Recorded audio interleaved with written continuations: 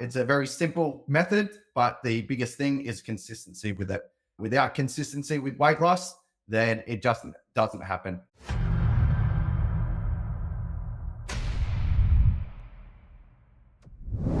If you want 100% results, you have to put in 100% effort. There's just going to be very simple sort of procedure for you to follow, very easy steps to go through to figure out where you need to improve and to start to make small changes in your life so that you can go from where you are right now and start to manipulate what you're doing towards that weight loss. And that's where the big changes come from, so that you're actually making lifestyle changes, making those small little tweaks here and there, so that before you know it, you're starting to lose weight and it doesn't feel like this massive change in your lifestyle because you just made these small tweaks and small changes week to week, and they stack up. So the first couple of weeks when you start modifying things, you mightn't see change, but stick with them and keep stacking on them. So it's these habits that you want to stack on, and eventually you will start to see that shift in weight. And as soon as you start seeing that, you're like, sweet, I'm on the money. I know what I'm doing now. And then you can pull on those levers at any point and start to lose the weight, and you understand how it's done. That's the biggest thing, is educating yourself how it's done. Because yes, you can follow a meal plan for 8 weeks, but when you get off that, what are you going to do? You're going to go back to how you know how to eat. If you haven't changed anything within your activity lifestyle or the way that you eat or think about your food, then you're going to stack that weight back on. We want to make these lifelong changes, and that comes with changing the way you think, the way you do things, and your whole lifestyle. You can't do that all at once. You have to make these small changes along the way. This is a very simple approach. And like I said before, it's just that consistency and finding those things to change and sticking with it. 100% effort will get you 100% results. 70% effort will probably get you no results, because you need that effort in there. When you're trying to lose weight, when you're trying to change anything in your life, that effort initially is a lot. So it feels like a lot. And then eventually, once it starts to ingrain into your lifestyle, it doesn't feel like much at all, because it's just a part of what you do. The effort to maintain that weight loss is nowhere near the extent that what it took to lose the weight. Because when you're losing weight, you're going to feel hungry. Your body is deficient in energy. So it's going to feel like, I need to eat food. I'm hungry. But that's the whole part of it, is that you need to burn the energy that's on your body. Once you reach a comfortable weight where you're happy with, and you just want to go through a little bit of you don't need to be in that deficit anymore. You don't need to starve your body so that it's eating its own energy. So it's much easier to maintain if you do it properly, while maintaining muscle along the way, or even building muscle along the way. When you get to that point, you're going to find you can actually eat a fair bit of food and maintain that weight. Okay, so here we go. Here's the simple approach. The very first thing you need to assess is where you're at right now. With your daily steps and your workout compliance, you want to be tracking something like that. So your daily steps or some sort of daily activity, track that with your workout compliance. You're already tracking that with our compliance rates. So you can easily see that sort of stuff. Your daily steps, are they really low? Well, that's just the first thing, is tracking them so that you can see that starting point. And with your compliance, knowing where your compliance is, having a look at it and actually taking note of it. It's available all the time in your True Coach documents. There's a little link to the compliance tracker that we track on a weekly basis. We'll update that. So jump in there and check it, and make some goals for yourself to try to improve your compliance if that's something that's there. And then with the calories and protein, we need to know where we're at right now. So we need to do some sort of food journaling. Okay. There's nowhere to go right from the start other than to learn where you're at right now and what you're doing at this point in time. Because what you're doing right now is what needs to change, obviously, if you're trying to lose. Okay. So from there, once you've got that track record of where you're at right now, so you've done some food journaling at least across 7 days, really consistent. Again, 100% effort, 100% results. So across 7 days, everything that you eat and drink, you don't have to record your water, but all of the other stuff, because it all matters, it all stacks up, and have that log for at least 7 days. You may have some really bad days as well. And this will just highlight across a week and it'll bring awareness to what you're eating and areas that you can improve. So we want that food journaling again. It's not a lifetime thing. It's just to get an idea of what you're actually doing and getting those numbers and bringing awareness to your food and all these other benefits that come along with it. So tracking for at least 7, if you can do 14 days, and it'll hold you a little bit more accountable for your food as well, because you'll start to see what you're sort of inputting. So 7 to 14 days, really in-depth record of your food. So food journaling, do that through any app that tracks food, but the easiest one to do it through I've found is MyFitnessPal. You can just have a free account with it, jump in there, do some food journaling. And then also, with your daily steps and your workout compliance, either track them with a step tracker, your watch, all that sort of stuff. And your workout compliance is already tracked through us. Just make sure you know how to access that compliance.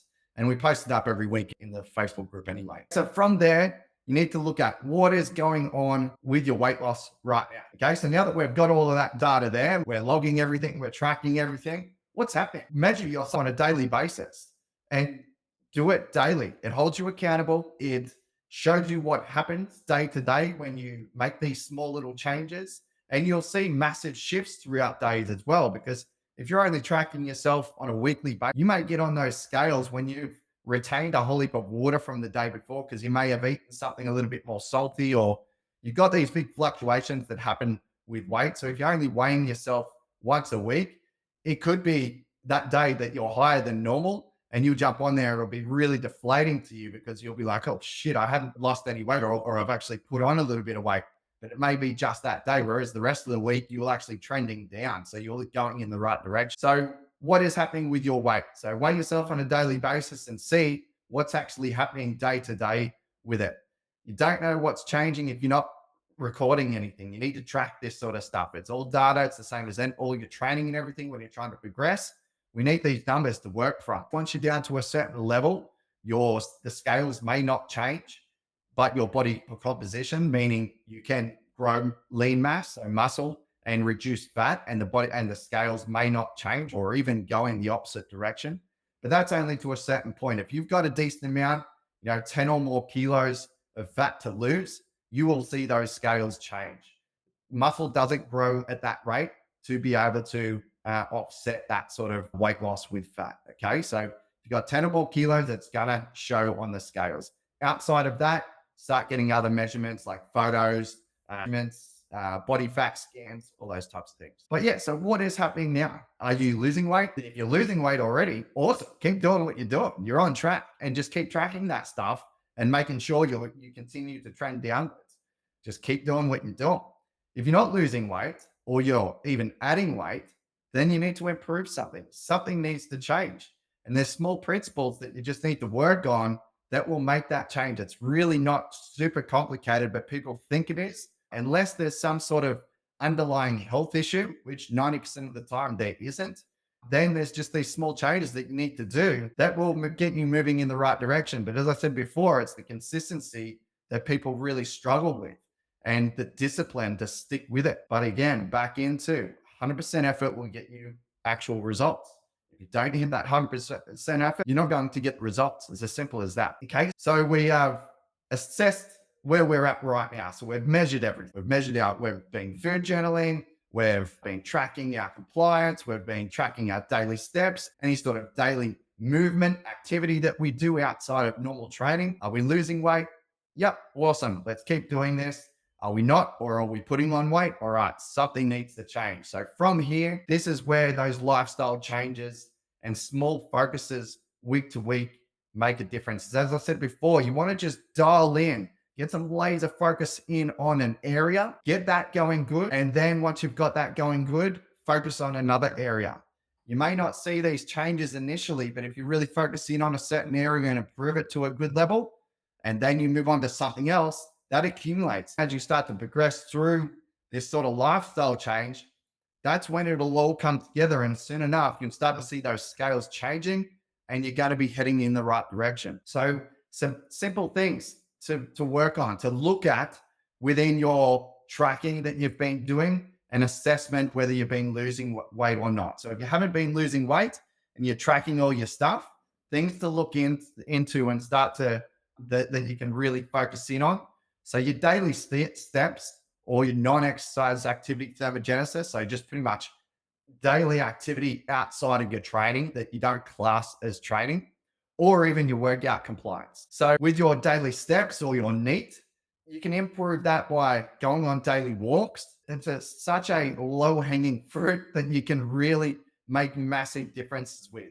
Just adding an extra 30, 40-minute walk in your day, when again, it just accumulates and you're consistent with it across an entire week, you will see massive changes just from that. And it doesn't put any additional recovery cost on the body, any additional fatigue. So you can still get all the other training in and not feel any more tired or anything like that. You will actually recover better by including that sort of stuff. So you can walk to work, you can ride to work, you can just add an extra 20 minutes of daily movement in your day in some way, shape, or form. Now, if you can't walk or ride to work because it's too far, you can drive halfway and walk the rest. And guess what? Now, when you finish work, you've got to walk back. So you've got no choice. You can chuck on a weight vest and make that short walk to work a little bit more intense and burn some more calories during that time.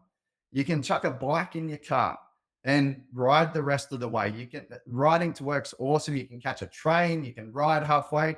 There's so many different things that I used to do myself just to add that additional activity through the day, and it stacks on, it builds up. So that's when we're looking at your daily steps, your NEAT and your workout compliance. Obviously, if you're tracking that and it's down, it's below our minimum threshold of 60%, then that's something 100% to work on.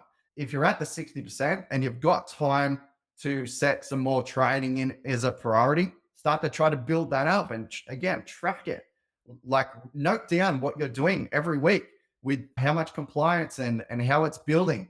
This sort of stuff will reinforce and give you some sort of self accountability and positive feedback when you're actually improving it. So they're the first little areas that you can start to improve. So really simple, low hanging fruit, adding some walks, adding some sort of daily activity, whether you be riding a bike to work or anything like that, and just improving your workout compliance. So that's with all our training and our daily activity. Like I said, just focus in on something, include something. So don't go through this whole list and just completely upend everything that you're doing and try to include a million different things.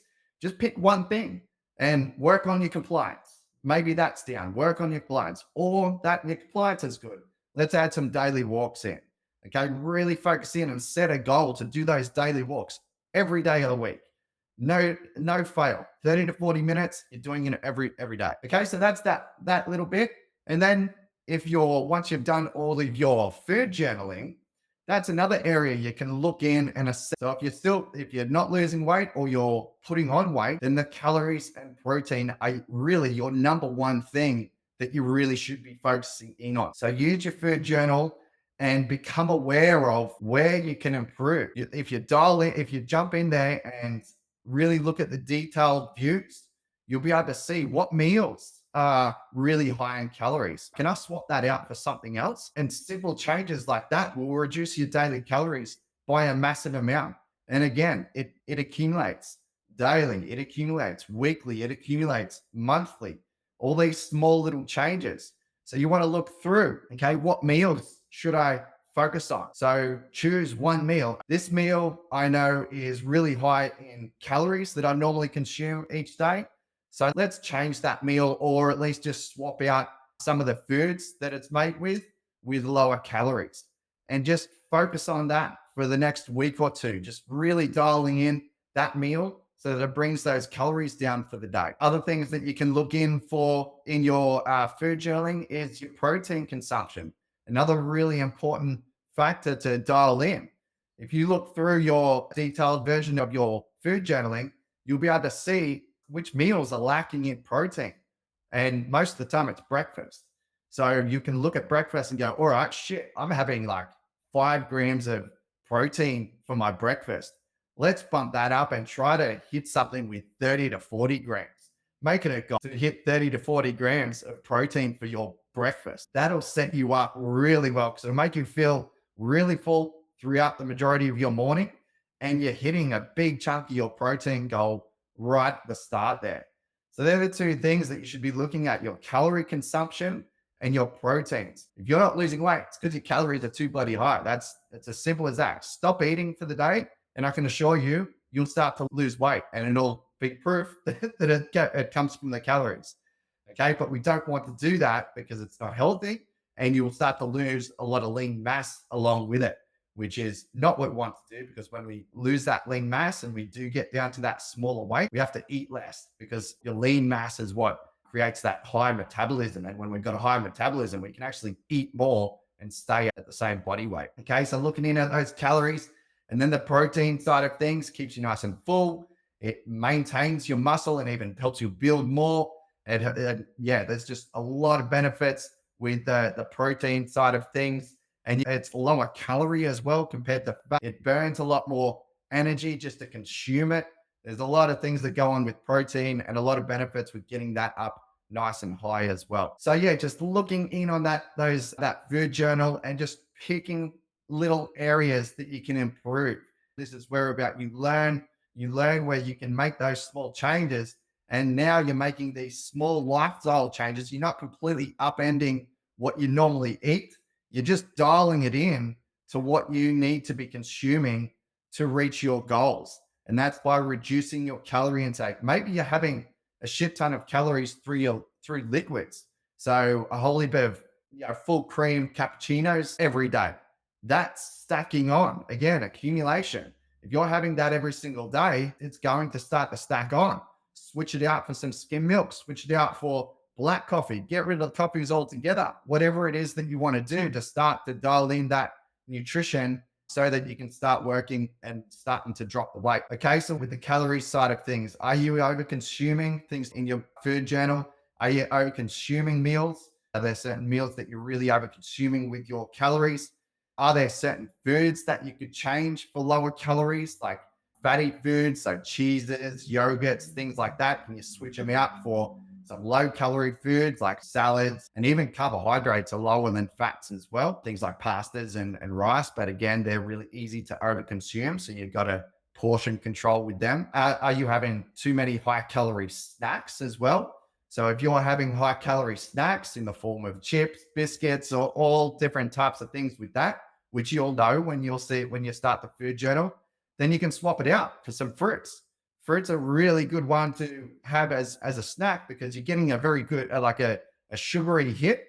But if you're eating the entire fruit, you've got a whole heap of fiber that comes with it that helps you stay full, as well as it slows down that sugar, and it's actually really good for your digestive system and all sorts of stuff. And fiber, with it making you feel full, there's actually some indigestible fiber, so you don't actually get any calories from it, but it's being passed through your body. So fruit's a really good one to snack on, and then other high protein types of snacks as well. And as I mentioned before, are you having a lot of liquid calories, which are really, alcohol, sodas, energy drinks, all those types of things? And then are you under eating your protein? Which meals are lacking the most? Dial in on one of them. Do you have room for high protein snacks? So things like tunas, any meats, some eggs, maybe some crackers with some cottage cheese on there, maybe some protein shakes. All these are really good options for some high protein snacks. Okay, so that is, even though I definitely extended that out with the explanation, what it comes down to is assessing yourself right now. Where are you at with all of your metrics, with your daily steps, your workout compliance, your calories, and your protein? So that's done through tracking your steps and our workout compliance in TrueCoach. And then your calories and your protein, do some food journaling over the next 7 to 14 days. And then from there, what is going on with your weight? You need to be tracking that metric as well. Are you losing weight, putting on weight, maintaining weight? What's happening there? Okay, from there, you can make some assessments. You've got all that tracking. You can see where you can make these improvements. Do you need to improve your workout compliance? Do you need to lower your calories through the day? If you do, what meal are you over consuming? What type of food is really stacking on those calories? Are you under eating your protein? Where are you under eating your protein? What meal is lacking the most? Let's dial in on that one. Can we add some high protein snacks in there? There's so many areas that you can try to improve on, but just laser focus in on one particular area and then stack on as you improve in that area. and it just accumulates over time. It's the same sort of thing when we're trying to put on weight and put on muscle. We just want to be making these changes over time, and you'll start to see those benefits come through. And it won't be just this complete big shake up of everything that you do. And you'll learn a lot along the way.